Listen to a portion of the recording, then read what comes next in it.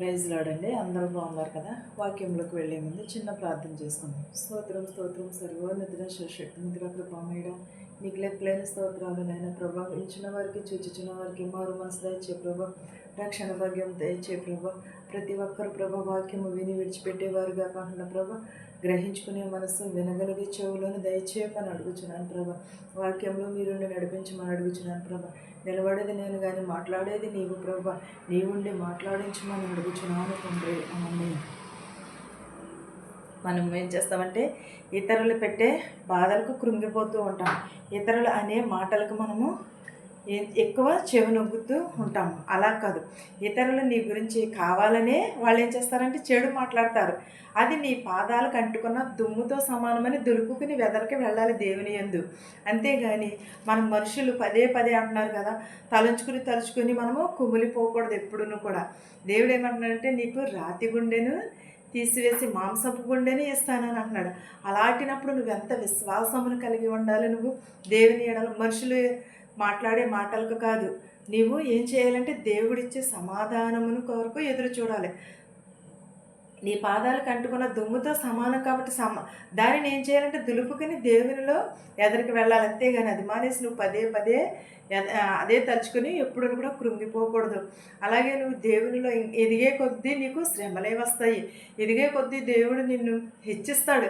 కానీ మనుషులు ఏంటంటే వారి మాటల వలన, దోషకరమైన మాటల వలన ఏం చేస్తారంటే హింసిస్తూ ఉంటారు, బాధ పెడుతూ ఉంటారు. వారికి మనము సమాధానము మౌనంగానే చెప్పాలి. అంతేగాని మనం వారిని ఆయన ఒక మాట అన్నారు కదా పదే పదే మా మాటలన్నాం అనుకో, వారికి మనకి తేడా ఏమీ ఉండదు. అలాగే దేవుడు ఏమంటున్నాడంటే నీలో ఉన్న రాతి గుండెని తీసివేసి మాంసపు గుండెని ఇస్తానని అన్నాడు. ఒకసారి వాక్యం చూద్దామండి. యెహెజ్కేలు 36:26 అధ్యాయము చూద్దామండి ఒకసారి. రాతి గుండె మీలో నుండి తీసివేసి మాంసపు గుండెను మీకు ఇచ్చేదని అంటున్నాడు. రాతి గుండెని తీసివేసి మాంసపు గుండెని ఇస్తానని అంటున్నాడు. దానికి నేను ముందే మీరు నన్ను చూపిన ప్రేమకు నేను తిరిగి ఇస్తానంటున్నాడు. మాట్లాడే ముందు కూడా మనం ఏం చేయాలంటే ఏం మాట్లాడుతున్నాము, ఎలా ఉంటున్నాము అనేది ఒక్కసారి ఆలోచించుకోవాలి. నాతో మాట్లాడిన ప్రేమ, నేను ప్రేమించక మునిపే ప్రేమించిన ప్రేమ, నన్ను ప్రేమించిన ప్రేమ, నాతో నిత్యము ఉండిన ప్రేమ, నన్ను నడిపించిన ప్రేమ, ఒంటరిగా ఉన్నా నన్ను తోడుకుని నిలిచిన ప్రేమ, అదే ప్రేమ దేవుని ప్రేమ. ఆ ప్రేమకు మనం ఏం చేయాలి? రాతి గుండెని ఇస్తాను. మనం రాతి గుండె అనగా ఏంటి? గట్టిగా కరుడు కట్టేసున్న గుండె. మాంసపు గుండె అంటే జాలి, కరుణ, దయ, ప్రేమ ఇవన్నీ కలిగిన గుండెని దేవుడు మనకి ఇస్తానన్నాడు. ఇవన్నీ ఏమంటూ నిన్ను కూడా నీ పొరుగు వారిని ప్రేమించుము అని అన్నాడు. అలాంటినప్పుడు మన పొరుగు వారిని ప్రేమిస్తున్నామా? మనం ఎలా ఉంటున్నాము? ఒక్కసారి మన హృదయాన్ని మనం పరిశీలన చేసుకుంటున్నామా? పైకి అందరము కూడా చాలా ప్రేమ కలిగిన వారమే, కానీ సహోదరు వచ్చి ఏదన్నా అడిగితే లేదని అంటాము. మనము అందరము కూడా భక్తి కలిగిన వారమే, కానీ మన స్నేహితురాలు వచ్చి ఏదన్నా అడిగితే లేదని చెప్తాము. అదే ప్రేమ అంటేనే అది కాదు కదా. పొరుగు వారికి సహాయం చేయమన్నాడు, పొరుగు వారిని ప్రేమించమన్నాడు. అప్పుడు మన గుండె ఎలాగుంటుంది? మాంసపు గుండెలాగా ఉంటుంది. మెత్తనైన మాంసపు గుండె వల్లే ఉంటుంది. రాతి గుండె అంటే రాడు పెట్టి కొట్టినా సరే, సుత్తి పెట్టి కొట్టినా సరే అది కరగలేని గుండె. కానీ దేవుడు ఏమంటున్నాడు? మాంసపు గుండెని ఇస్తానంటున్నాడు. దేవునిది కూడా అలాంటి హృదయమే కదా, అలాంటి మనసునే కదా. దేవుడు కూడా అదే విధముగా అదే హృదయమును మనకు ఇస్తానని చెప్పుచున్నాడు. మనం ఇంకెంత ప్రేమను కలిగి ఉండాలి సహోదరులతో, మనం ఇంకెంత దయను కలిగి ఉండాలి. మన పొరుగు వారిని ప్రేమిస్తున్నామా? పొరుగు వారిని ప్రేమించండి అని అంటారు, కానీ ఎక్కడి నుంచి వస్తారు ప్రేమించడానికి? ఎటు నుంచి వస్తారు? ముందు మనలో నుంచే రావాలి. మనిషిని దేవుడు అందరినీ కూడా ఒకేలాగా చేశాడు, కానీ మనిషికి ఇచ్చే సమస్యలు ఎందుకని వస్తాయంటే సమస్యలు దేవుడు మనలను సజీవంగానే ఉంచాడు. దేవుడు మనలను మంచిగానే చేశాడు, అందరినీ ఒకే రీతిగా చేశాడు. కానీ మనిషి దేవుడిచ్చే సమస్యల కన్నా కొని తెచ్చుకునే సమస్యలే ఎక్కువ, తమకు తాము కొని తెచ్చుకునే సమస్యలే ఎక్కువగా ఉంటాయి మనుషుల మధ్య. ఎందుకంటే అహంకారమును, అజ్ఞానమును, పెంకితనమును, తమకు ఇష్టం వచ్చినట్టు ప్రకారంగా నడుచుకోవడం వల్లనే, వాటి కోసం పరిగెత్తడం వల్లనే పేరు కోసమును, లేకపోతే పేరు కోసం తపన పడటము, మరియు ఇతరుల ఎదుగుదల చూసి ఓర్వలేకపోవడమును, ఇతరులను బాగుపడుతుంటే ఓర్వలేని తనమును చూసి అసూయ తరమును చూసి వాళ్ళు ఏడవటమే. ఇలా మనుషులు తమకు తామే ఇరుక్కుని నరకంలోకి వెళ్ళిపోతున్నారు. ఏంటంటే ఇవన్నీ మనిషి హృదయంలో ఉన్నవి. ఇవన్నీ కూడా మనిషి హృదయం నుంచి ఎప్పుడైతే తీసివేస్తామో ఈర్ష్య ద్వేషాలు ఇవన్నీ కూడా, అప్పుడు దేవుడు మనకు మంచి భవిష్యత్తు ఇస్తాడు, మంచి జ్ఞానమునిస్తాడు. దేవునిలో ఎలా ఎదగాలి, ఎలా వెళ్ళాలి అనేది కూడా దేవుడు అప్పుడు నేర్పిస్తూ ఉంటాడు. మనకి శ్రమలు వస్తాయి, శోధనలు వస్తాయి. ఎందువల్లంటే మన వల్లనే ఎక్కువ సమస్యలు, దేవుడిచ్చే సమస్యల కన్నా మనం తెచ్చుకున్న సమస్యలే ఎక్కువ ఉంటాయి. ఎందువలన మనలో సహోదర ప్రేమ లేకపోవడం, ఎదుటి వారిని చూసి ఓర్వలేని తనము మనలో ఉండడం వలనే ఇవన్నీ కూడా కొని తెచ్చుకుంటాం. వాళ్ళు ఏదో అంటారు, మనం ఏదో అంటాము, దానిని బట్టి ఇంకా వైరం పెరుగుతుంది. అదే తగ్గించుకుని వారు హెచ్చింపబడును అని అన్నాడు, హెచ్చింపబడి వారు తగ్గింపబడును అని అన్నాడు. మనం హెచ్చుకు వెళ్ళి మన సమస్యలు మనమే కొని తెచ్చుకుంటూ ఉంటాము. కానీ అలా కాదు, తగ్గించుకొని ఉండమని అన్నాడు దేవుడు. అప్పుడు మనకి ఏ శ్రమ వచ్చినా ఏది వచ్చినా కూడా దేవుడే ఆశ్రయదుర్గం. యుద్ధము యెహోవాదే, ఆయనే చేస్తానని చెప్పినప్పుడు నీకెందుకు అంత భయము, నీకెందుకు అంత విధి? దేవుడు మన పక్షాన వ్యాజ్యమాడతానన్నాడు. దేవుడు మనకి ఎన్ని శోధనలు వచ్చినా సరే తప్పిస్తాను అని అన్నాడు. ఒకసారి వాక్యం చూసుకుందామండి. ఇర్మియా గ్రంథము 17:17 చూద్దాం. ఆపత్కాలమందు నీవే నా ఆశ్రయము, నాకు అధైర్యము పుట్టింపకము. ఎవరు ఆపత్కాలం వచ్చినప్పుడు, ఆపత్కాలంలో ఉన్నప్పుడు ఎవరు? యెహోవాయే మనకి ఆశ్రయం అన్నాడు. నాకు అధైర్యము పుట్టించకు, ధైర్యము పుట్టించుము అని అడుగుచున్నాడు ఇక్కడ ఇర్మియా.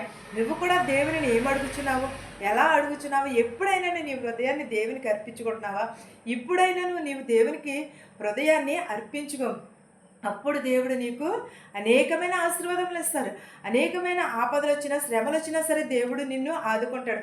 ఎప్పుడు కూడా దేవుడు చెయ్యి విడిచిపెట్టేవాడైతే మాత్రం కాదు. నీవేమనుకుంటావంటే నీకు నువ్వే శ్రమలు తెచ్చుకుని నీకు నువ్వే కాపాడేసుకున్నానని అనుకుంటావు. నీవే నాకు ఆశ్రయము దేవా అని దేవుడిని ఎప్పుడైతే అడుగుతామో అప్పుడు దేవుడు మనకి ఆశ్రయమై ఉంటున్నాడు. అడుగునేస్తాం. అది ఎప్పుడు కూడా మనం ఏం చేయాలంటే దేవుని అడగాలి. నీవు నీ చేతుల బలము మీదన కాదు, దేవుని దేవుని తెలివి మీదన ఆధారపడి ఉండు. గర్వించకు, అవి నిలవవు. దేవుని పైన మనస్ఫూర్తిగా ఆనుకో. ఆయన మీదే ఆధారపడి ఉండు. అద్భుతాలు చూస్తావు. నీ ఆపదలో ఆయన ఒక్కడే నీ పక్షంలో నిలబడతాడు. మనుషులు ఎవరైనా కూడా నిలబడరు. యెహోవా ఒక్కడే నీ పక్షాన నిలబడి నీ పక్షంలో వ్యాజ్యమాడతాడు. ఆపత్కాలంలో కానీ, శ్రమలలో కానీ, శోధనలో కానీ, వేదనలో కానీ, ఏ సమయమందైనా సరే దేవుడు నిన్ను విడిచిపెట్టడు. ఆయన ఎప్పుడు కూడా ఆశీర్వదించడానికి ఆయన చెయ్య కొరచ కాలేదు. ఎప్పుడును కూడా ఆయన చెయ్య ఎప్పుడు గాయపడిన హస్తాలతో నన్ను కూడా స్వస్థపరుస్తానని అంటున్నాడు. మన దేవుని మీద ఆధారపడి ఉండాలి. మన పాదములకు ఎంత ధూళి పట్టినా సరే దువ్వులుపుకుని దేవుని సన్నిధిలో అడుగు పెట్టాలి. అప్పుడు దేవుడు మనలను ఆశీర్వదిస్తాడు, దేవుడు మనలను దీవిస్తాడు. అంతేగాని నీవు ప్రార్థించుకోకుండా నీ మనసు నిండా కుళ్ళి అసూయ పెట్టుకుంటే నీకు ఆశీర్వాదములు ఎలా వస్తాయి? మనం చచ్చిన వారిని బతికించిన దేవుడు. అలాంటినప్పుడు నువ్వు దేవునికి ఎలాంటి విశ్వాసమును కలిగి ఉన్నావు?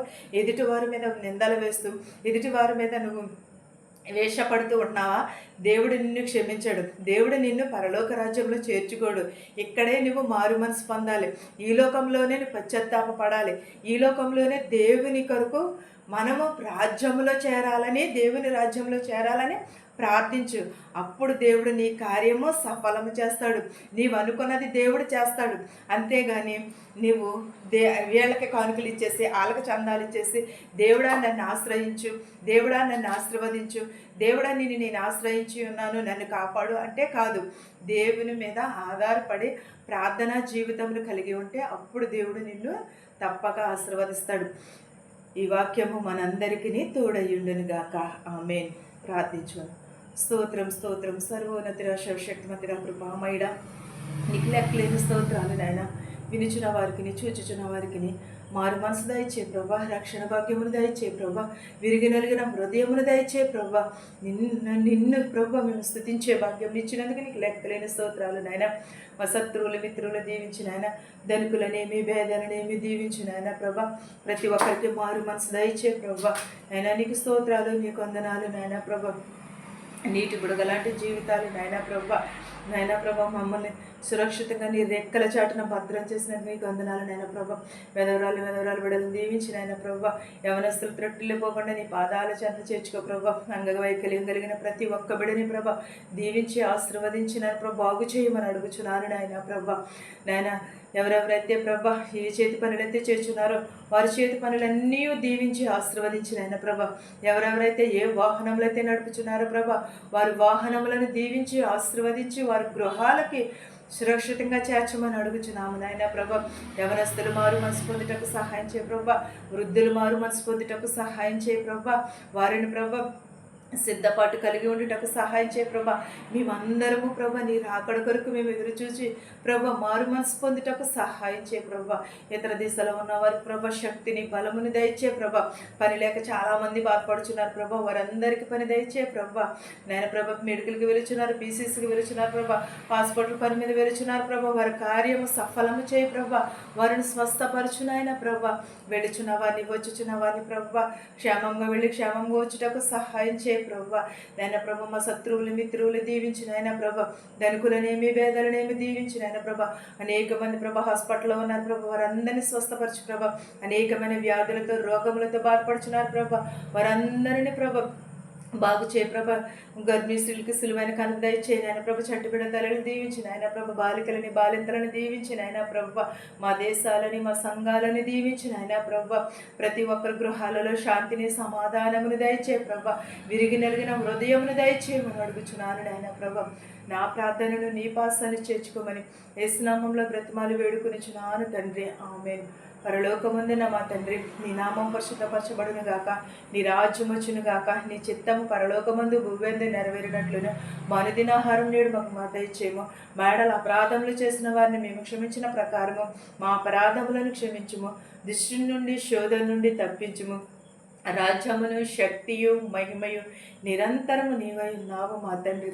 వాక్యం చూచుచున్న వారిపైనను వినిచిన వారిపైనను నా కుటుంబం పైనను ప్రభు మనశ్శాంతి లేదని అడుగుచున్న వారిపైనను వారందరి కృపరి ప్రభ నీ దయా కిరీటము ఉంచమని నా ప్రార్థన నీ పాసాన్ని చేర్చుకోమని యేసునామంలో బ్రతిమాలు వేడుకొనిచున్నాను తండ్రి. ఆమేన్.